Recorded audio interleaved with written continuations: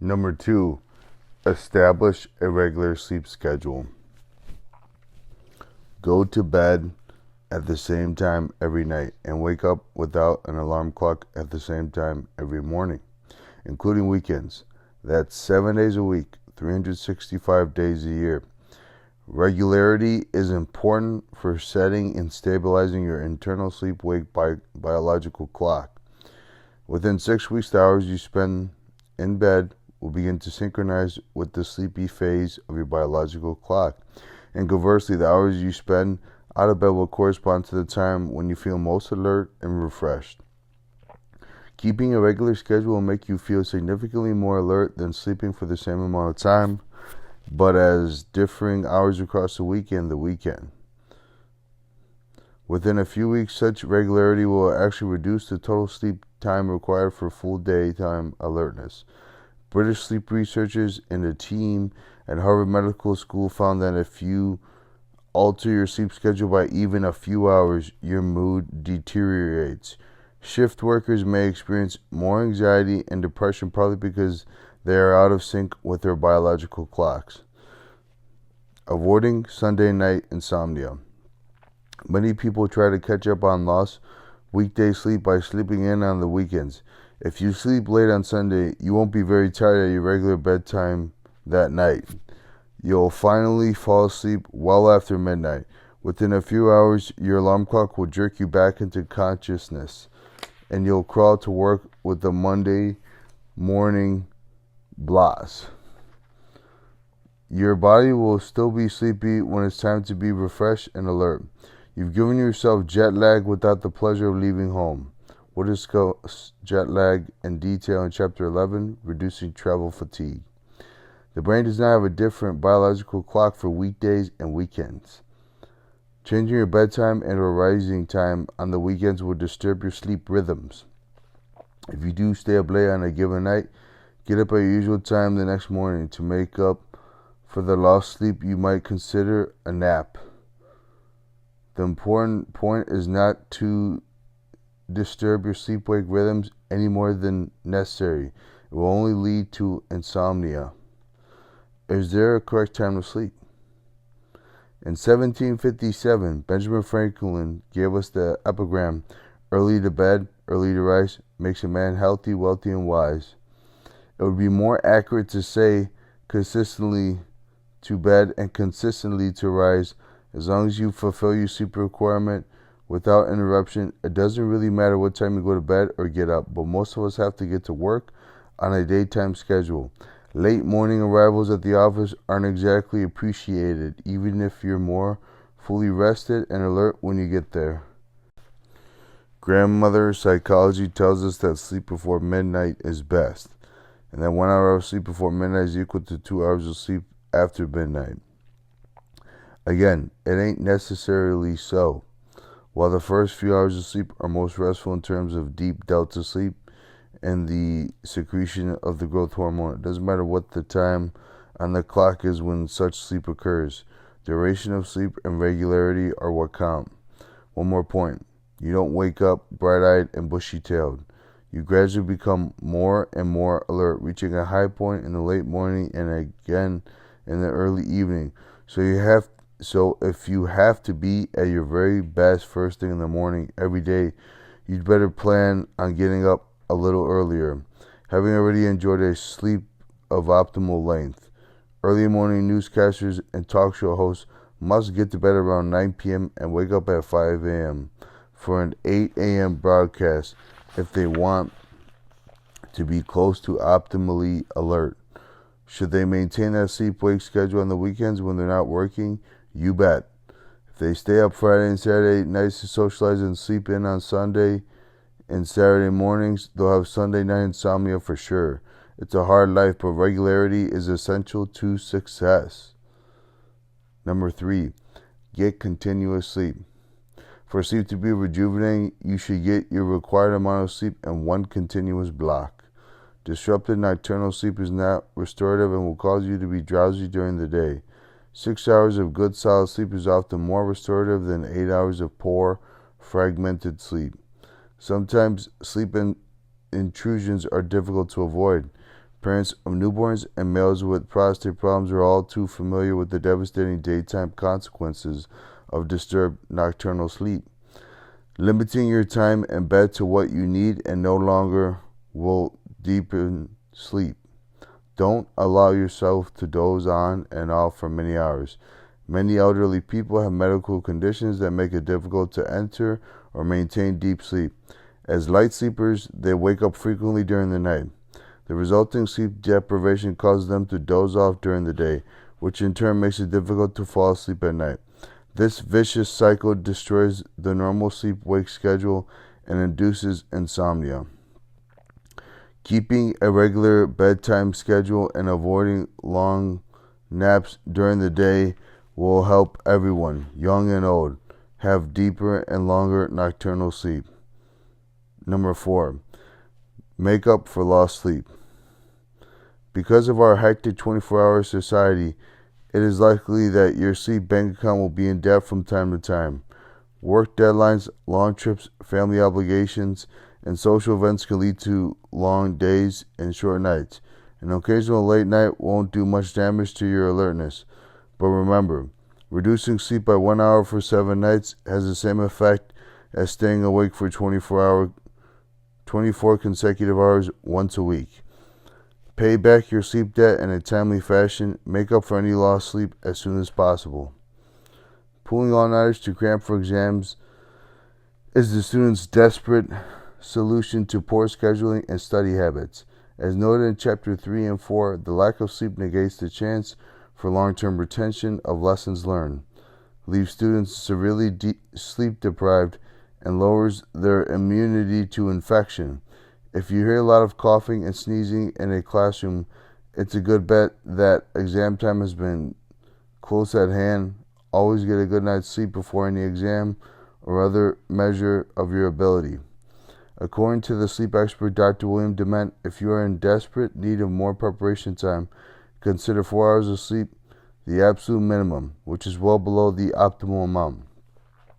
As you learn in Chapter 4, sleep needing peak performance, sleep loss does not dissipate by itself over time. Furthermore, it is cumulative. If you lose several hours of sleep on a given night, you'll become more and more sleepy in the ensuing days. Even though you are again getting your normal sleep, lost sleep must be repaid, although not hour for hour. If alertness is to be restored, if you don't remember this from Chapter 4, your two sleep deprived should read the following points very thoroughly. You cannot replace lost sleep all at once. If you lose 2 nights of sleep, you will not sleep for 14 or 16 additional hours on the 3rd night.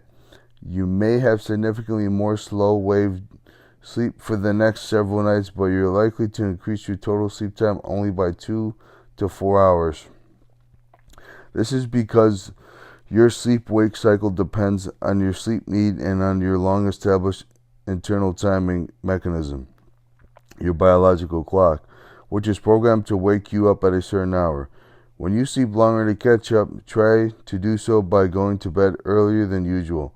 Otherwise, your normal waking time will be shifted. This is likely to make it difficult to get to sleep at the usual time the following night.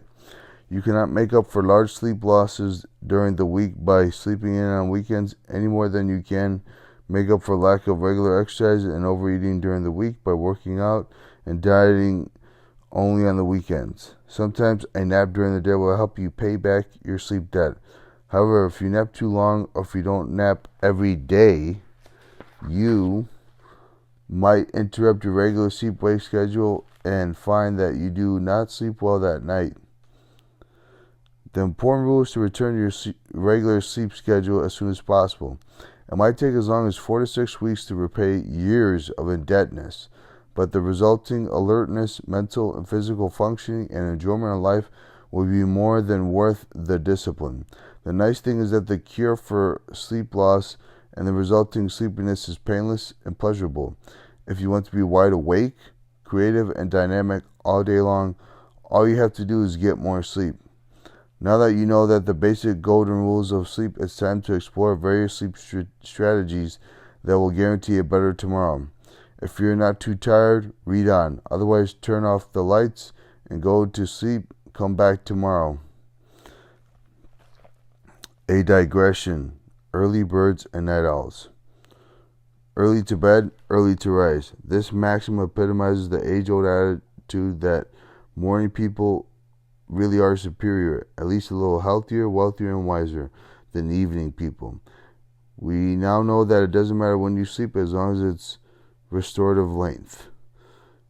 Early morning types leap out of bed at the crack of dawn, do their best work before noon, and become socially moribund in the evening. At the other end of the spectrum, there are the evening types, owls, who cannot get their motors running in the morning but are still going strong way past midnight. Can owls and larks live together happily ever after? More women than men are larks. More men than women are owls. Imagine trying to make a marriage work when you are a lark and your spouse is an owl. You complain that your partner is lazy and sleeping the whole day away while you are accused of being a party pooper. You'd be lucky to spend any real quality time together. You're like ships passing in the night. Research has proved that when morning people and evening people marry, they spend less time in serious conversation and shared activities, including sex, than those who share similar sleep-wake cycles. So what can be done? The peak of the daily body temperature cycle tends to occur later in night owls than in people who are early birds. Even though some people are early birds or night owls because they have conditioned themselves to be, most are biologically inclined to follow their somewhat extreme sleep-wake schedules. According to Mark Mahowald, MD, most of us do not realize that some of the most important sleep characteristics of a given individual are genetically determined, and people have no more control over them than they do their height or their eye color. Expecting your spouse to change an inherent sleep-wake schedule is like marrying somebody who's 5 feet 5 inches tall and saying, well, he'll be 5 feet 8 over time. The best solution would be to work around it, but don't expect things to change very much, at least until you're both senior citizens. Here's something you could try if you want to change. Night owls should expose themselves to bright light soon after waking for several days. Get out of the sun, but don't look directly at it. This will gradually cause a period of nocturnal sleep to occur earlier. Morning larks wishing to get up and go to bed later should conversely get bright light exposure before sleeping. Artificial sun boxes are made for this purpose. Lark or owl for life? Our tendency to be owls and larks actually changes with age. As we get older, our body clock schedule shortens. Middle-aged people are generally morning people. The elderly usually become even more larkish, often retiring around 8 p.m. only to awaken hours before dawn. Also, research has shown that perhaps the biggest transition to the sleep-wake cycle occurs as a result of the move from high school to college. When most high school kids are asleep by 12:30 a.m., the average college student doesn't crash until after 2 a.m. This change is influenced more by social factors than biological ones. Some words of comfort for the lonely night owl. If you're an extreme night owl who doesn't get sleep until 3 or 4 a.m., don't worry. There is no good or bad sleep preference. If you are a night owl, you may feel as though you are somehow out of sync with our 9-to-5 society. That's understandable, as the lark lifestyle still predominates. Owls are often considered by larks to be eccentric and sometimes lazy. But if the quiet evening hours work best for you, you don't have to be up for work at 7 a.m. Go along with your inherent sleep-wake schedule. Many writers, artists, musicians, actors, and computer programmers choose to rise in the afternoon and work until very late at night. Chapter 6. 20 Great Sleep Strategies. How to sleep your way to success properly. Moribund. Good sleep strategies are essential for anyone wishing to have a restorative sleep and to feel totally energized day after day. There are literally hundreds of sleep strategies, some scientifically proven, some still anecdotal, and some just plain nonsense. What works well for one person often fails another, so it's up for you to experiment. The important thing is not to get too uptight about your sleep. A few nights of going with little sleep won't ruin your life, so relax, try things out, and see what works for you. On any given night, 1 in 4 people has insomnia. Certainly, you will not be immune to an occasional encounter with the frustrating and uncomfortable experience of having to do battle with the night. Insomnia is present when one or more of the following symptoms describes your sleeping pattern. You are unable to fall asleep when you want. Your sleep is fragmented and disturbed. You wake up too early in the morning. What follows are specific suggestions to assure truly beneficial sleep, minimize the chance for insomnia, and guarantee daytime alertness. Number 1. Reduce stress as much as possible. Good sleep at night is strongly influenced by what happens during the day. For everyone except infants and the elderly, one of the most common reasons for insomnia is stress. In our 24-hour society, stress is part of the fabric of everyday life. The Austrian endocrinologist Hans Sale noted that death is the only stress-free state. While we can never be entirely without stress, it can be managed. Take control of your life. Focus on what's important, like family life. Put things into perspective before you become upset and or angry. Keep in mind these 2 simple rules of stress management. Rule 1, don't sweat the small stuff.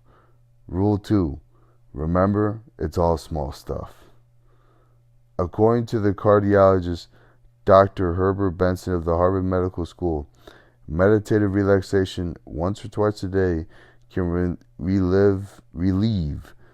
relieve the restlessness and tension that stand between you and a richer, fuller, healthier life.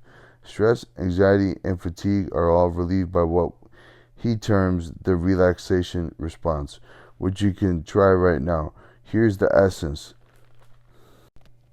Sit quietly in a comfortable position. Close your eyes and relax all your muscles, beginning with your feet and progressing to your face. Stay relaxed. Breathe in easily through your nose. As you exhale, silently say a single word like 1. Continue for 10 to 20 minutes. When finished, sit quietly with your eyes closed for a few minutes, then open your eyes for a few minutes before standing up. Practice Dr. Benson's relaxation response once or twice daily, but not within 2 hours after a meal, since digestion may interfere with relaxation. A few minutes of peace and quiet every day, a positive mental attitude, involvement in sports and hobbies, lots of laughs, and the good company of loved ones will go a long way toward reducing tension. A tense person cannot sleep well. A relaxed person can, so relax. Number 2. Exercise to stay fit. Exercise increases heart and lung fitness and reduces stress, anxiety, and insomnia. Exercise also raises your endorphin levels. Endorphins are naturally existing mood elevators produced by the brain in response to physical exercise. They reduce pain, relax muscles, suppress appetite, and produce feelings of general well-being. As a result, sleep will be deeper, more efficient, and more restful. Effective exercise can include brisk walking, running, and swimming. Tennis, dancing, skiing, basketball, or aerobic workouts. Consider exercise as a continuum. For sedentary people, even climbing the stairs to your office instead of taking the elevator would be an improvement. After checking with your doctor as to the best activities for you, make sure you schedule exercise on a regular basis. If you stop all exercise for as little as 72 hours, your fitness will begin to deteriorate. Moderate exercise, even when you feel tired, can make you feel more alert and help you sleep better that night. Exercise elevates your core body temperature. An ensuing drop in body temperature at bedtime, 5 or 6 hours after a vigorous workout, induces drowsiness and deeper sleep. Athletes and other physically fit people have more delta sleep than do non-athletes. Do not engage in strenuous aerobic or physical muscular activity within 3 hours of bedtime. Physical exertion stimulates the release of adrenaline. You'll be too alert and might find it difficult to relax your body enough to induce sleep. The best time to exercise is in the late afternoon or at noontime. Morning exercise has little effect on the quality of sleep that night. If you must exercise in the early morning, do not do so at the expense of needed sleep. Make sure you get to bed in time to fulfill your sleep quotient. In the morning, allow yourself enough time to raise your body temperature and become alert. Stretch before attempting a vigorous workout. It's easy to twist an ankle while jogging if you're still drowsy and not properly warmed up. Do easy stretching before bedtime, but nothing strenuous. Move your arms in a raggedy and spaghetti-like fashion and try to relax your neck muscles by slowly rocking your head to the left and right. An effective exercise regimen will strengthen your heart, lower your blood pressure, and reduce your blood pressure reaction to stress, as well as lower tension and anxiety. All of these will promote sounder sleep.